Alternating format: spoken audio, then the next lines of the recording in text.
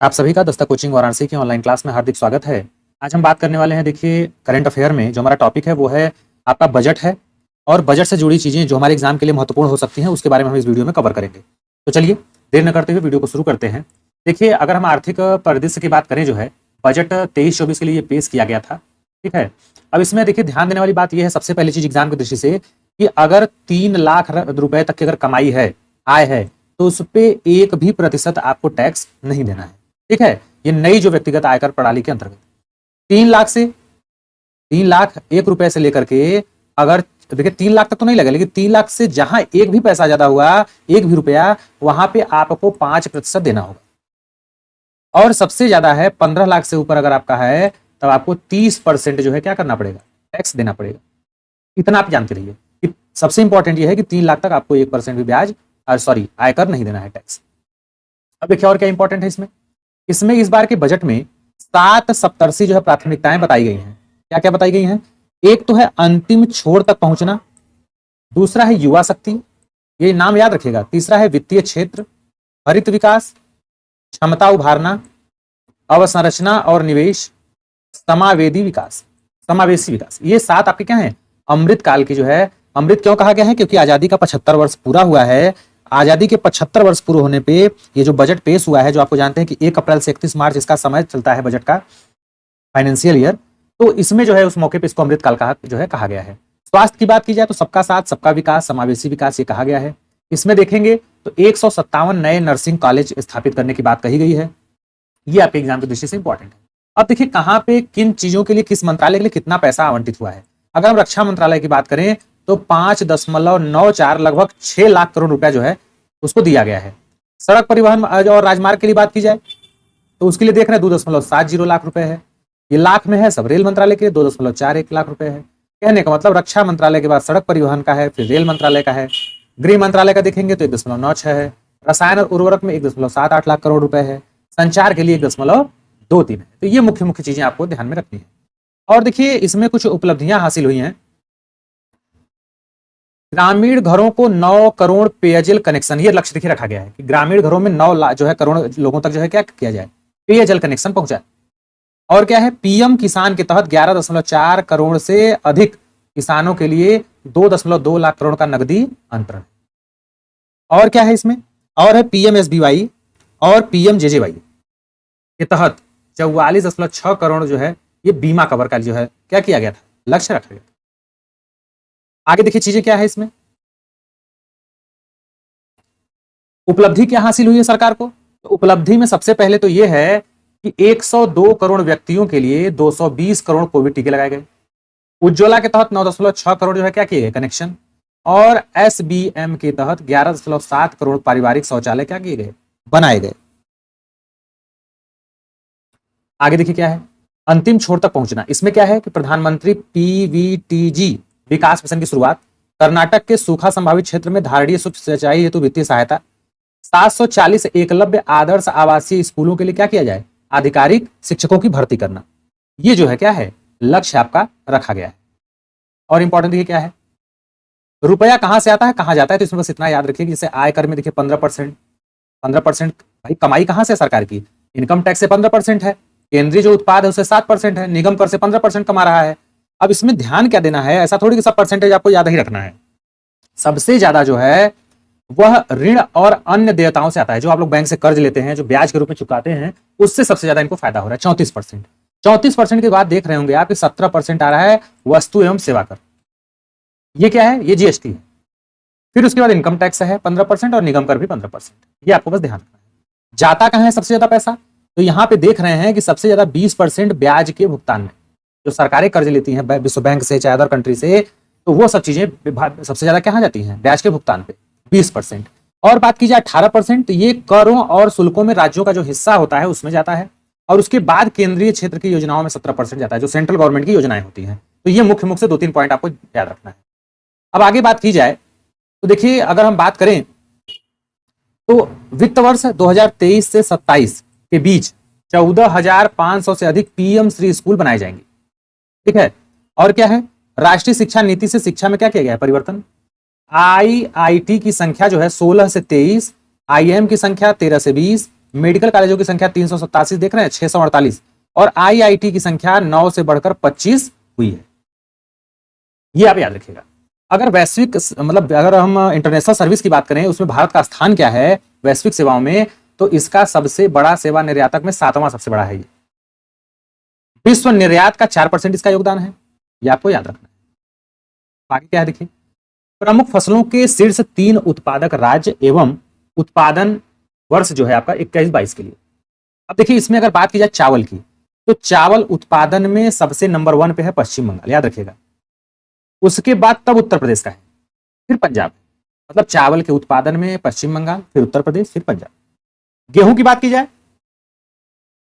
तो गेहूं में उत्तर प्रदेश है, फिर मध्य प्रदेश है, फिर पंजाब है। मक्का में कौन है, तो मक्का में कर्नाटक है, फिर मध्य प्रदेश है, और फिर तीसरे पे महाराष्ट्र। अब देखिए अगर मोटे अनाज की बात की जाए कुल अनाजों में, तो सबसे नंबर 1 पे कर्नाटक है, फिर राजस्थान है, और फिर जो है महाराष्ट्र। अरहर की बात की जाए जो तूर की दाल होती है, उसमें नंबर 1 पे है महाराष्ट्र, फिर कर्नाटक, फिर उत्तर प्रदेश। कुल दाल जितने भी हैं प्रकार की दालें हैं, चाहे अरहर हो, मसूर हो, ठीक है, चना हो, तो इसमें सबसे नंबर 1 पे मध्य प्रदेश है, फिर महाराष्ट्र है, फिर राजस्थान है। अब देखिए अगर हम चना की बात करें, तो चना में सबसे नंबर 1 पे उत्पादन में महाराष्ट्र है, फिर मध्य प्रदेश है, फिर राजस्थान है। कुल खाद्यान्न की बात करें, खाने वाले कुल अन्न में, तो सबसे नंबर 1 पे कौन है, उत्तर प्रदेश है, आप याद रखिएगा। कुल, अब गेहूं में देखिए नंबर 1 पे था उत्तर प्रदेश, चावल में आपका पश्चिम बंगाल था, कुल खाने पीने में उत्तर प्रदेश है कि नहीं। कुल मोटे अनाज में महाराष्ट्र है, कुल दालों में अगर बात की जाए तो आपका मध्य प्रदेश था, है कि नहीं। और अरहर में जो है आपका महाराष्ट्र है, चना में भी महाराष्ट्र है। तिलहन की बात की जाए तो इसमें राजस्थान नंबर 1 पे है, मध्य प्रदेश दूसरे नंबर पे चला गया है।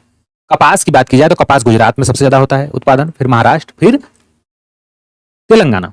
गन्ना में देखिए उत्तर प्रदेश नंबर 1 पे है, गेहूं और गन्ना, फिर दूसरे नंबर पे महाराष्ट्र, तीसरे पे कर्नाटक। सोयाबीन की बात की जाए तो महाराष्ट्र पहले नंबर पे है, फिर मध्य प्रदेश है, फिर राजस्थान। अब देखिए फोर्ब्स एक पत्रिका है जो अलग अलग प्रकार के जो है कैटेगरी में पत्रिकाएं निकालती रहती है। उसमें देखेंगे तो फोर्ब्स 2023 में विश्व के अरबपतियों की सूची जारी किया है। ये भी देखिए आपके एग्जाम से की दृष्टि से इंपॉर्टेंट बन सकता है। सबसे अमीर अगर बात की जाए इनके अनुसार अरबपतियों में, तो बर्नार्ड अर्नॉल्ट एंड फैमिली है, दूसरे नंबर पर एलन मस्क है, और तीसरे पे जेफ बेजोस। अगर हम भारत की बात करें कि भारत कहां तक उसमें जो है सफल रहा है, उस रैंकिंग में किस पावदान पे है, तो उसमें मुकेश अंबानी 9वें नंबर पे है, गौतम अडानी 24वें पे है, और शिव नाडर जो है 55वें। इनको यह स्थान दिया गया है। अब विश्व की 100 शक्तिशाली महिलाओं की बात की जाए तो उसमें भारत की जो निर्मला सीतारमण, जो कि भारत की फाइनेंशियल मिनिस्टर है, भारत की वित्त मंत्री हैं, उनका नंबर है। पहले नंबर पे बात की जाए तो उर्सुला वान डेर लेयन है। कमला हैरिस जो अमेरिकी उपराष्ट्रपति हैं, उनका तीसरा नंबर है, और दूसरे नंबर पे क्रिस्टीन लैगार्डे है, जो कि यूरोपीय सेंट्रल बैंक की क्या है, अध्यक्ष है। तो आपको याद बस ये रखना है कि उसमें जो है निर्मला सीतारमण को शामिल किया गया है, 36वें नंबर पे है, और पहले नंबर पे आप याद रखिएगा उर्सुला वान डेर लेयन है। बस इससे ज्यादा आपको नहीं याद रखना है। भारत की जो कांगड़ा चाय है, इसको जो है यूरोपीय आयोग के द्वारा एक भौगोलिक संकेतक प्रदान किया गया है, ये याद रखिएगा, भारत की कांगड़ा चाय को। अब देखिए जो वर्ल्ड इकोनॉमिक आउटलुक जारी होता है, ठीक है, उसमें पहली बात तो शीर्षक उसका है द रॉकी रिकवरी, और उसके बाद इसमें कहा गया है कि 6.8% भारतीय अर्थव्यवस्था की वृद्धि जो है 2022 में क्या की गई है, दर्ज की गई है। आगे देखिए है भारत ऑस्ट्रेलिया आर्थिक सहयोग और व्यापार समझौता, इसका शॉर्टकट देख रहे हैं, IND से इंडिया, AUS से ऑस्ट्रेलिया, इंडिया ऑस्ट्रेलिया एकता। अब देखिए इसमें क्या है, इसमें जो है भारत ऑस्ट्रेलिया आर्थिक सहयोग और समझौता व्यापार पे जो है ये लागू हो गया है। कब से, 2022 को हस्ताक्षर इस पे हुआ है, किस पे, इंडस एक्टा पे। भारत में सबसे मूल्यवान अगर हस्तियों की बात की जाए पावरफुल, तो सबसे नंबर 1 पे हैं रणवीर सिंह, दूसरे नंबर पे विराट कोहली है, और ये जारी कौन करता है, डफ एंड फेल्स क्रॉल बिजनेस, ठीक है। आगे क्या देखिए क्या क्या इंपॉर्टेंट है।